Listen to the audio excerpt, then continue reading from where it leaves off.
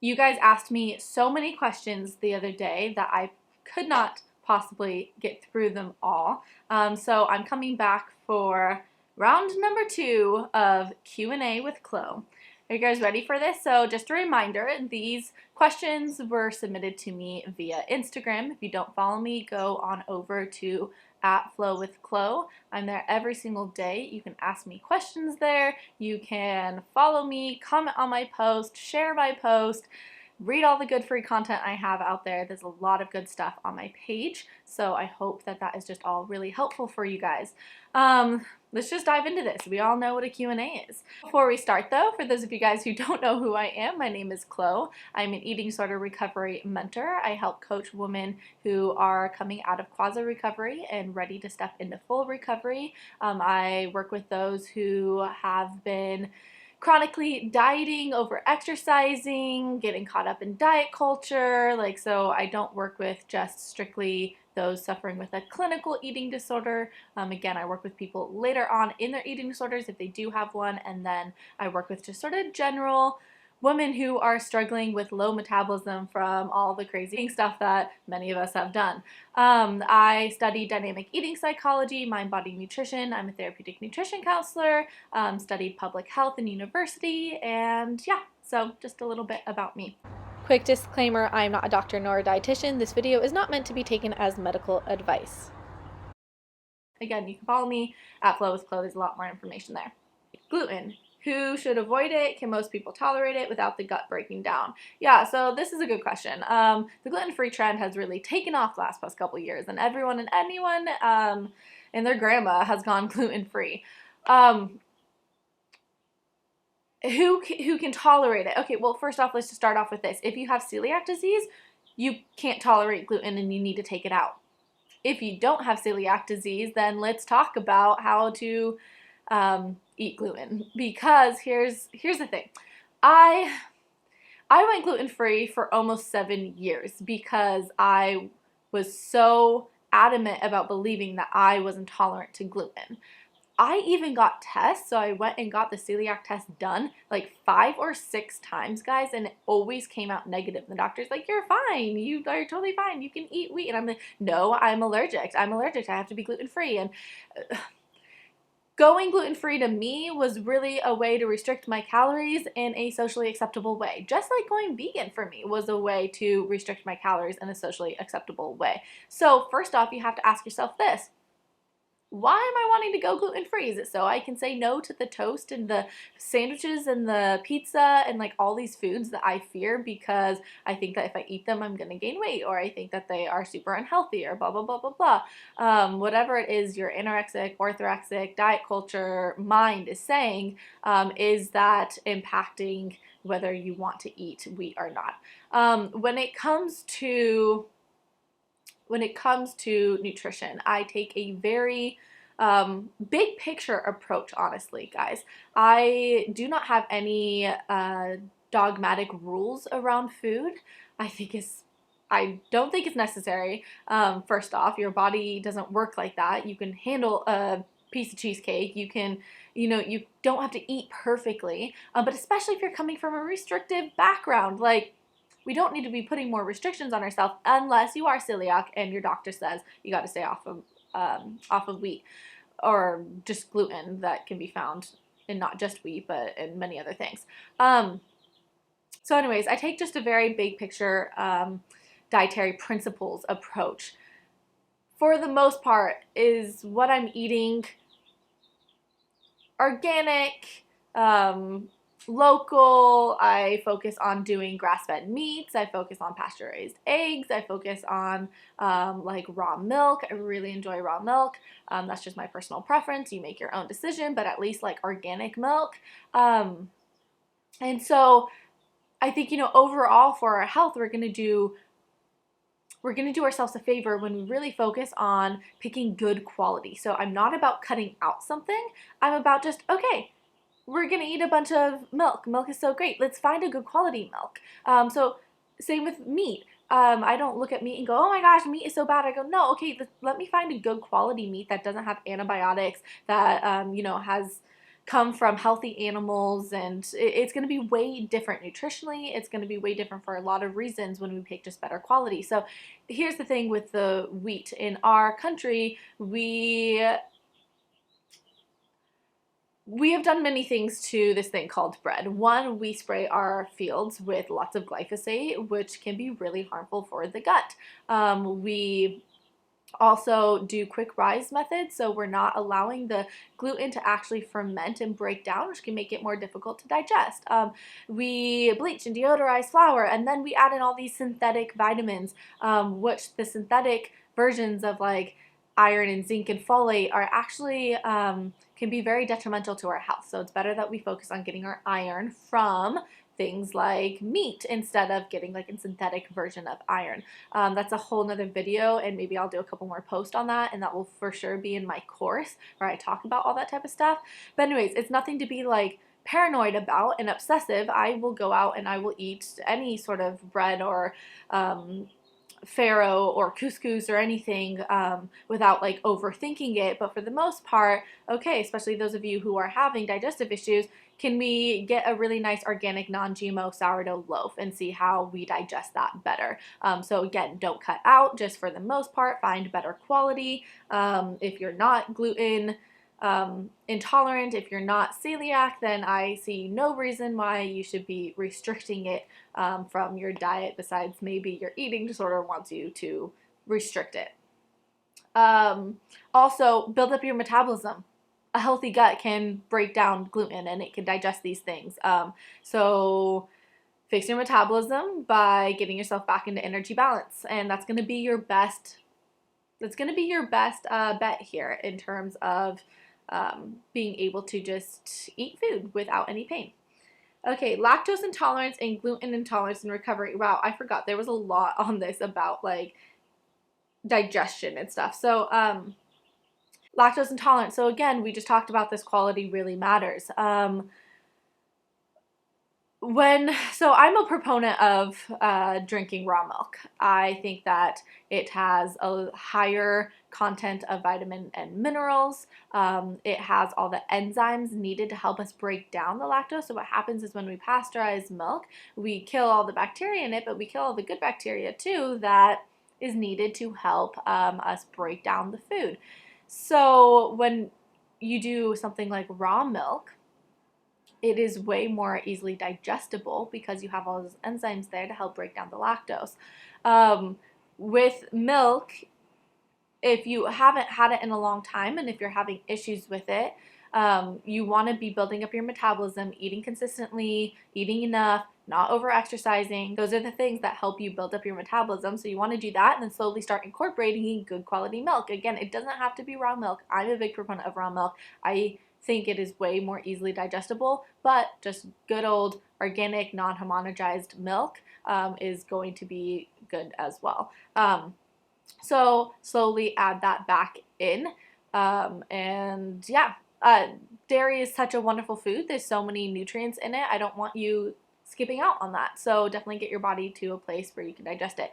Understand that when you're in the in a low hypothyroid state, when you're in energy debt, you're not going to be digesting anything. Let's be honest. What do you digest? Even when you like fast, you're probably still bloated. I remember feeling that way. It was like the second I even just like drank water, I felt bloated. So is it the dairy, or is it the fact that you have been stressing your whole system out and the digestive system has shut down? So you got to look into that.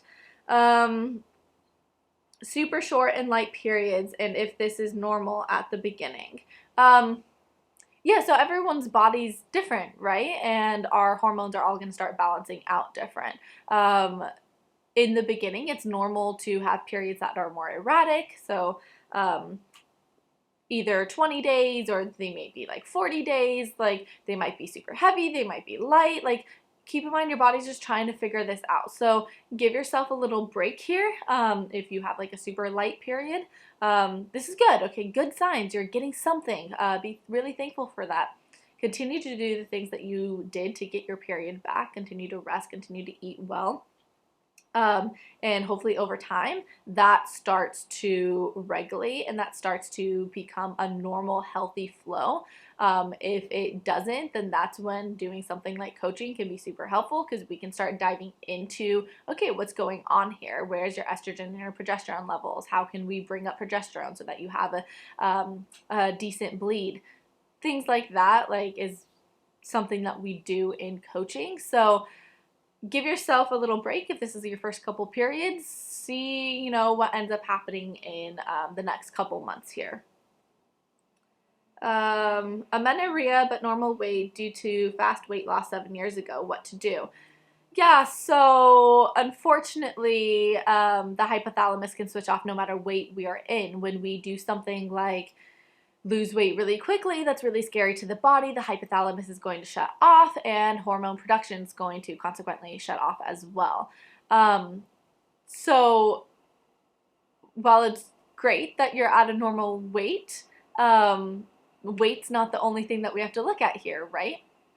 So we have to look at stress. We have to look at, are you eating consistently? Are you eating enough? And those are the things that you would need to do to get your period back. You may need to gain some weight for that whole process. That's okay. It's healing weight. Gaining weight's not all that bad, guys. So yeah, you might need to gain some weight back. Your body might feel really unsafe at that weight, and you most likely need to eat more. What else was I going to say about this? Oh, also I just have to put this out here because I know so many of us, we go, I'm a normal weight. Says like every person in quasi recovery, right? Like, but I'm a normal weight. I thought I was at a normal weight too. I was at a ridiculously low weight. I mean, not ridiculously low. In the depths of my eating disorder, I was at a ridiculously low weight. But then I got myself up to this place where, sure, people were like off my back as far as like, wow, you look super, super skinny, but I don't know, I look back at pictures and I go, whoa, why did I think that that was okay? Like, I was still really, really small. And so, I think a lot of us, because of like diet culture and just what we see on Instagram, we tend to think that a normal weight might be, something that is actually not like a healthy weight for us. We as women need to have more body fat. We need to be at a higher BMI than, say, like compared to men or compared to most of the models that we see on Instagram. So is your weight normal? Is it healthy for you? That's a question to ask. It might be the weight that you like aesthetically have desired, but does that mean that it's healthy for you and that it's a good weight for you? If you're not getting your period, then you got to look into that for sure. Long and irregular cycles. So again, this is just something that coaching's really good for, because there's so many reasons why you would have a long and irregular cycle. Estrogen dominance is something that could be happening. So something that I like to do with my clients is I have them do a raw carrot salad every day. Raw carrots has a specific fiber that will help pull out extra estrogen in the body. And so when estrogen, or I should say when progesterone is super low, estrogen can start sort of dominating and skyrocket and be really high. So balancing back down your estrogen can help rise your progesterone, which can help with ovulation and getting your getting your cycle back to normal. Yes. Okay, let's see here. Constipation / bloating, how to help and eat despite it. It's super uncomfortable to eat when you're bloated and constipated, but understand that the reason that you're bloated and constipated is because you haven't been eating enough. So the way to get rid of the bloating and constipation is to just eat more. Not much more I can say about that. Things you can do to help is like use a heat pad on your stomach. You can sip on some warm water with maybe some lemon, that can help. You can do shots of apple cider vinegar before you eat a more like heavy meal. Say you're gonna have like steak, you can do that. Always dilute it, by the way. I don't know if everyone knows that, like you have to dilute your apple cider vinegar. Carrot salad, again, is really great for constipation. All this type of stuff is going to be in my course, really teaching you guys how to deal with that. But yeah, hopefully that helps. So try like incorporating a carrot salad every day, and just continue to eat on a consistent basis so that your body builds up strength. Um, yeah, so another person, digestion pain slash bloating while refeeding. It just is what it is. It just is what it is. Recovery sucks because of that, because your digestive system is out of whack and you're supposed to eat so much. It's like, how unfair is that, guys? Really, though. Here I am and I'm in recovery and I'm supposed to be eating like all this food and yay, yay, yay. And I have like the worst digestion in the world. It's like blocking me from wanting to eat that food. Just know that further along doing your recovery, things start getting better, which is what's super nice. So give it a couple months, continue doing what you need to do, and just watch how your digestive system naturally heals without a detox, without a cleanse, without celery juice, guys. It's pretty amazing. My digestive system completely healed once I started eating eggs and bacon and butter and cream sauces and steak and things like that. When I was eating broccoli and celery juice and nut butters, like, my digestive system sucked. So that's another thing too, actually. I would really watch out. I don't like demonize any foods, but I do look at like, okay, how have I prioritized certain foods? Are these foods really supportive for my body? I think nuts and seeds is something that a lot of us go to, especially if we're coming from a vegan background. Nuts and seeds definitely are really hard to digest. That's going to aid in a lot of like bloating and just discomfort. And so limiting your nuts and seeds, and when I say limiting your nuts and seeds, what I really mean is focusing more on other sources of protein like chicken, fish, meat, eggs, seafood, cheese, milk.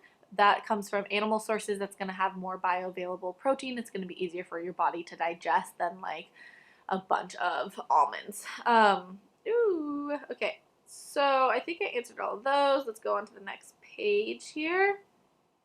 Hair loss and regrowth. Yeah, so when your body is in energy debt, when it doesn't have enough food coming in every single day, it's going to start allocating its resources to the things that matter most. Whether you like it or not, your hair is not necessary. Trust me, I love my hair. My hair is like my baby. I love it. To me, it is necessary. To my body survival, it is not. It is not at all. So hair loss is very, very common because your body just doesn't have enough nutrition, doesn't have enough energy to focus on growing hair. So regrowth will start to happen. Trust the process. You will start growing all these little, I remember having like all these little baby hairs like everywhere, just like sticking out as my hair was growing back. But yeah, this is like a good thing to look out for, right? It's like when we start having these things, my period's gone, my hair is falling out, my teeth are feeling sensitive, I keep on getting stress fractures, like I'm not sleeping, I'm peeing frequently, like those are all signs of low metabolism. Those should all be wake-up calls of like, hello, you're not eating enough, you are like doing something wrong here. So yeah, I don't know what else you wanted to know in terms of that. Lack of physical hunger signals and bloating. So again, when the body is strapped for energy, it's not gonna spend energy creating a hunger signal, especially because you don't listen to it. So like, what's the point? The body's like, my person doesn't even listen to my hunger signals. I'm not even gonna create this. I'm not even gonna create one. So what tends to happen is the body doesn't create a physical hunger signal, but you might notice that you have a lot of mental hunger, and that is the same as your body saying, I'm freaking starved, please eat. So we have to listen to our mental hunger. If we are browsing Instagram pages of food all day, it's probably because we are hungry and we should go and eat. But yeah, it really sucks because you don't have that hunger in the beginning. Hunger, appetite is so good, and that's such a good sign of a healthy metabolism. So we want that to come back. The way to make that come back is start building up your metabolism, which is going to be eating consistently every single day. So I would start off small. Do like, it might be helpful to do like 8 or 9 small meals throughout the day, because if you have a lot of bloating, if you have if you get really full fast, then it's unrealistic to be like, eat 3 really large meals a day. Okay, that's just going to be painful. Let's be easy on ourselves. Why don't we set up a schedule to eat every 2 hours, a good, decent, size, a little mini meal type of thing. And I know many of my clients, as we start to do this, as we start to just push through it, just start eating, start adding more food, start adding more fat, start adding, lots of butter to things. Those are things that don't take up a lot of volume, but they're very nutrient dense. Start doing that and your hunger signals will come back. Food hoarding. I have a video about this, so go and check it out. Gosh, I don't miss those days. Yeah, you're hoarding because your body's like, oh, food and we, it's like, it's your safety. You're living in scarcity. You're living in this mindset of scarcity. So your body just wants to like hoard all of this food and keep it safe, even though you won't eat it. And it's like the weirdest thing ever. But it's sort of like you're a squirrel and you're like gathering all your acorns for hibernation. That's about to happen because your body's like, I'm not going to get food for the next couple months. So it's just like storing all of it. That's sort of what's happening there. But again, that video, I like really went into depth about it. So just go and find that.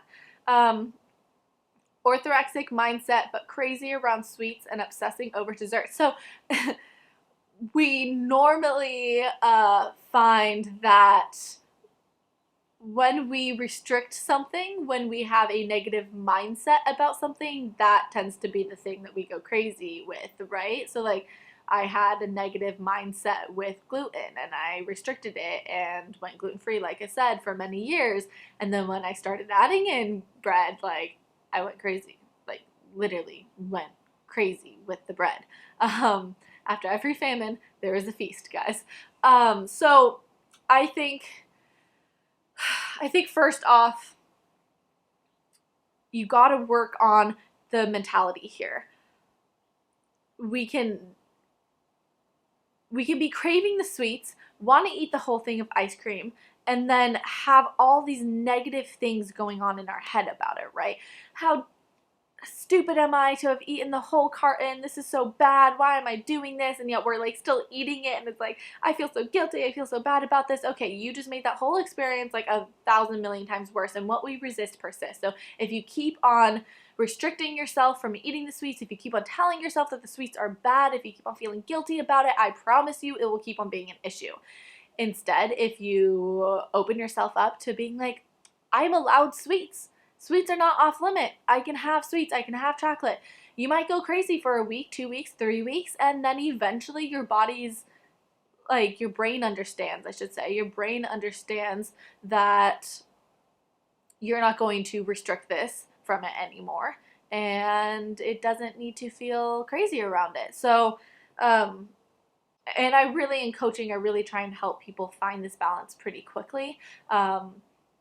We don't want to be swinging so far over here, all the time, but yeah, a little swing that way is needed. You gotta just start eating the sweets. You gotta stop restricting them and thinking that they're bad, and instead understanding that you can have them in your life and that it's not a bad thing to eat something that's pleasurable and sweet. It very much can be a part of a healthy diet. I eat tons of sweets. I love it. I love my pies. I love my crumbles. I love my cheesecakes. I love chocolate. I love ice cream. I love those things. That's a part of my diet. And ever since I stopped restricting them, like I like them, but they've lost their allure, if that makes sense. And that's where we want to get you to. All right, next one, sleeping through the night. So I guess she's saying, like, how do I sleep through the night? I really recommend always eating a snack, a good snack of balanced protein, carbs, and fats right before bed, like right before bed. If you're eating dinner at like 6 o'clock and then going to bed at 10, that is like the perfect equation for waking up at 2 o'clock because your liver is running out of glucose and cortisol spikes. So we really want to support our liver and having enough glucose. So if you do something like, I love doing milk and honey, maybe even blend that with a banana and make a little like banana milk, that's really yummy. Put some ghee in there too, because that will be extra good fats to really help slow down the absorption of sugar. Ice cream's a great thing for that sort of very reason. Dairy is a great combination of fat, proteins, and carbs. Yeah, so just eat right before you go to bed, and hopefully that starts helping, and then obviously, big picture with all of this, guys, is like just get out of energy debt, and that's all gonna sort of work itself out. Oh, also like orange juice right before bed with a little pinch of salt and like some collagen is really great. Casein is really good for helping you sleep more. So if you want to get a good quality casein, a good quality collagen, and some good gelatin, all which are really helpful for helping you sleep more. It's helpful for joint pain. It's helpful for your gut. It's helpful for so many things. You can just go down there. It's a link below. I really like Satchery. So Kitty gave me a little like referral link for them, so you can just use my referral link, and I think you get $10 off. Yep. Anxious when there is too much food around you and afraid everything will go bad.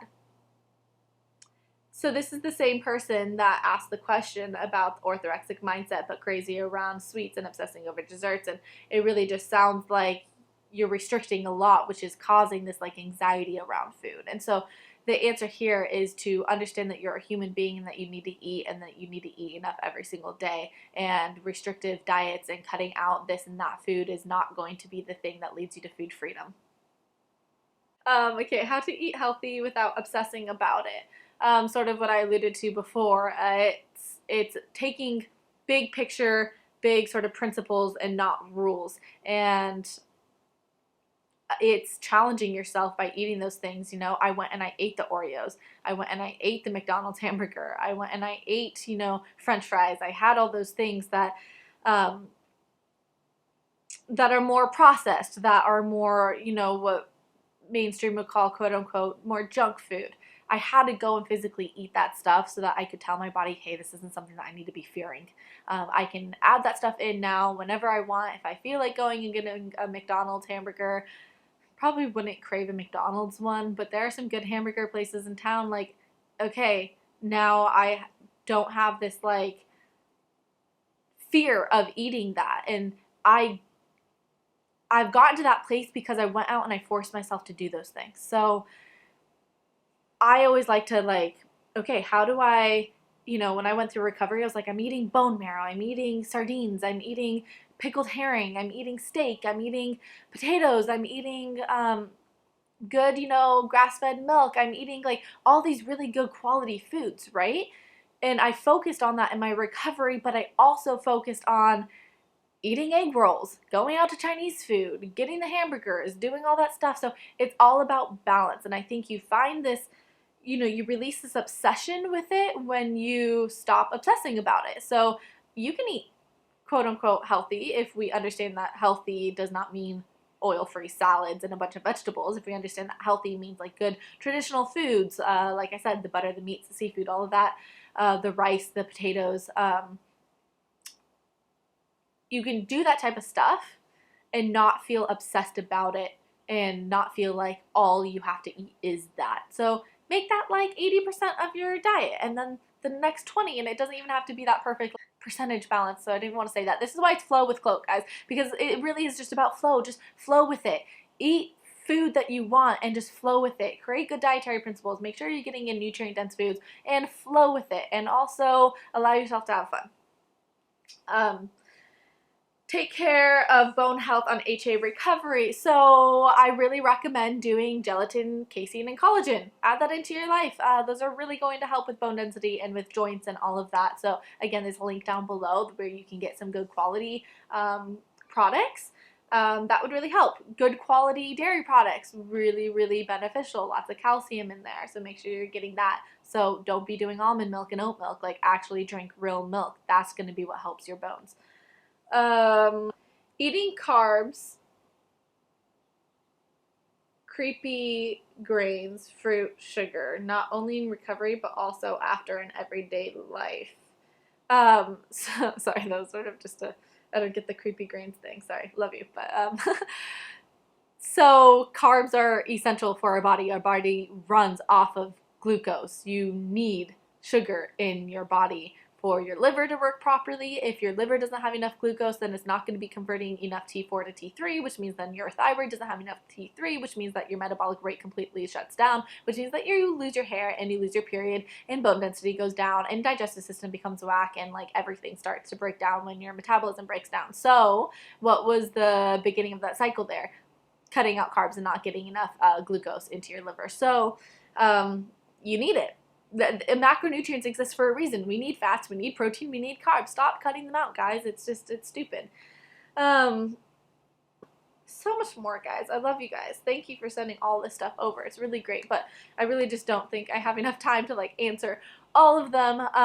My course is going to be going through all of this, so definitely follow me so that you are getting in the loop of like when the course is coming out. I gotta start working on this, guys. It's gonna be really awesome. I'm slowly working on it, but yeah, all these type of stuff is going to be in the course with tons of resources, and meditations and visualizations and recipe ebooks, and just learning about your metabolism, learning about how to really support your metabolism with food. And yeah, so all that good stuff. Make sure you follow me at Flow with Chloe. Please like this video, guys.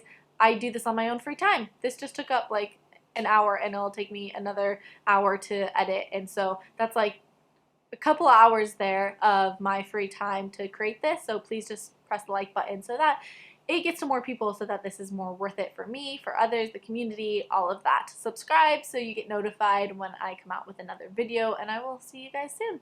Bye.